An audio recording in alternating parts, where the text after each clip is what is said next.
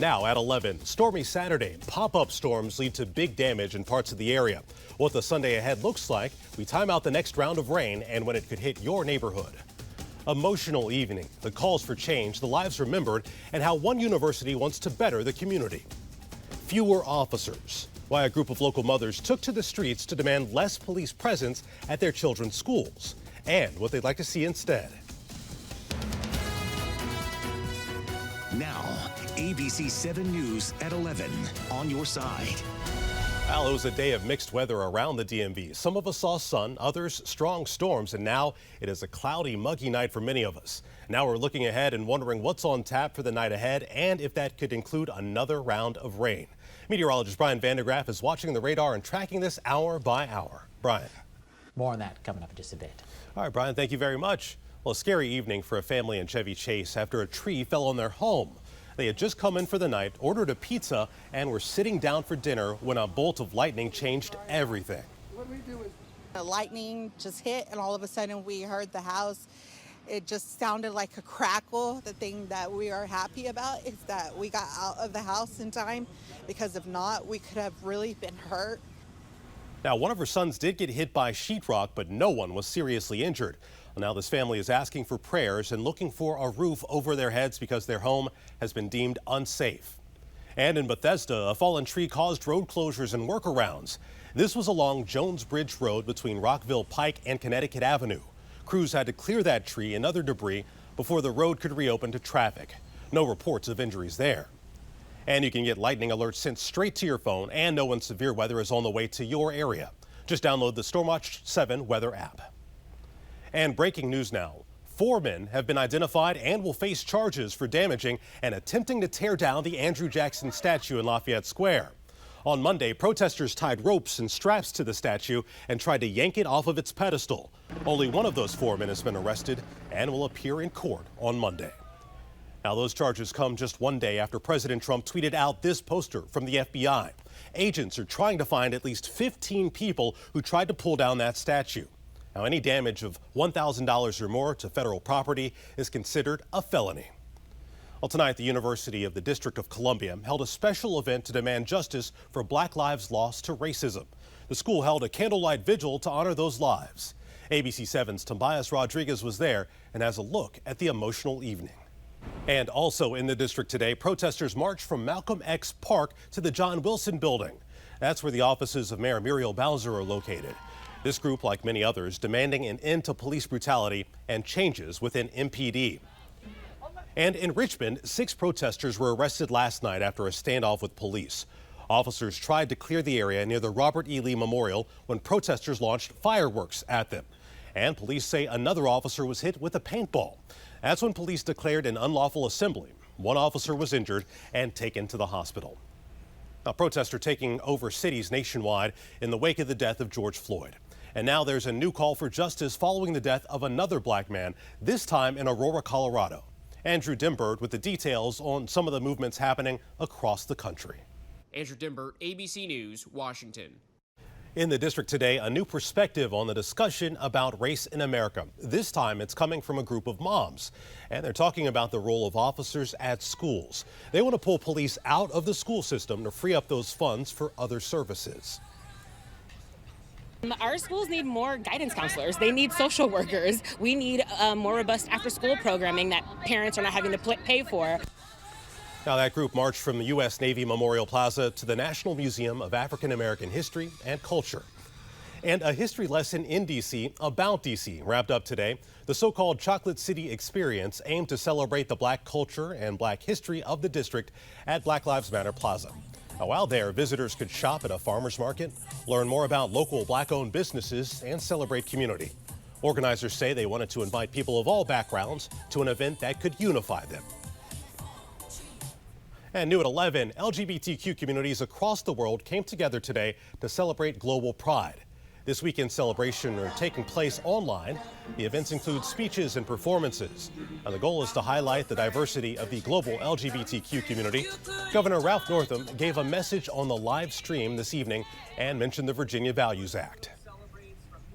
This year, in one of my proudest moments as governor, I signed historic and sweeping legislation that makes discrimination against LGBTQ people illegal in Virginia. No longer will LGBTQ Virginians have to fear being fired, evicted, or denied service in public places because of who they are. And that measure goes into effect on July 1st. You can watch today's entire stream at globalpride2020.org. And tonight, several New York City landmarks lit up in the colors of the Pride flag. That's to celebrate the 50th anniversary of the first Pride March in the Big Apple. Now we have much more ahead on ABC 7 News at 11, including a return to business, the new concept that could help small businesses get back to making cash. Free country, we do what we want to do. Coronavirus surge in states, the warning out from health officials, and what's being done in the DMV to prevent a rise in cases here. And a very warm and muggy night out there. Maybe an isolated sprinkle off to the west, but for the most of us, dry until maybe tomorrow afternoon. We'll talk about your Sunday storm chances and look ahead to the next full week, including a sneak peek at the 4th of July. The News at 11 is back after this. You're watching ABC 7 News at 11 on your side. The total number of COVID-19 infections may be 24 times greater than reported. That's according to a new CDC study. The findings stem from an antibody survey of blood samples in 6 areas across the country. Also tonight, a warning for people to not let their guard down as the number of coronavirus cases in many parts of the country is going back up. There are now more than 2.5 million reported cases in the U.S. and sadly more than 125,000 lives lost to the virus. And the changes from state to state are making enforcement difficult. In Florida, compliance officers are out to enforce restrictions, but in Michigan, law enforcement said they would not enforce social distancing at a boat party. It's a free country, we do what we want to do. We have not left the boat, and we're all close friends, so we have confidence in each other's health. I don't know what's going on over there. Well, the nation is currently facing its highest number of infections. Now, this coming 5 months after the first case of COVID-19 was diagnosed in the U.S. Reopening plans for 12 states are now on hold or being reversed. Now, while the number of cases in Maryland is down, coronavirus cases among young people in Maryland is actually up. The new numbers show that the positivity rate of COVID-19 in people under the age of 35 is now 34% higher than the rate of people over 35. Governor Larry Hogan is urging people to be cautious. And there are concerns that people from high-risk states could travel to the DMV now that those states are shutting down and as we continue to open up. It's one reason Governor Ralph Northam says Virginia amusement parks will not reopen even as the rest of the Commonwealth moves into Phase 3 next week. Now, here's what will be allowed in Virginia once Phase 3 begins next week on July 1st. Museums and zoos will be able to reopen at 50% capacity. Gyms can open at 75% capacity. And the cap on capacity for non-essential stores and restaurants will end. Northern Virginia will also be able to join the rest of the Commonwealth in Phase 3. But work from home is still encouraged, and face coverings will continue to be a requirement. And new at 11, another streetery is open for business in D.C., this one in DuPont Circle. The space allows restaurants to extend their outdoor dining onto the roadway.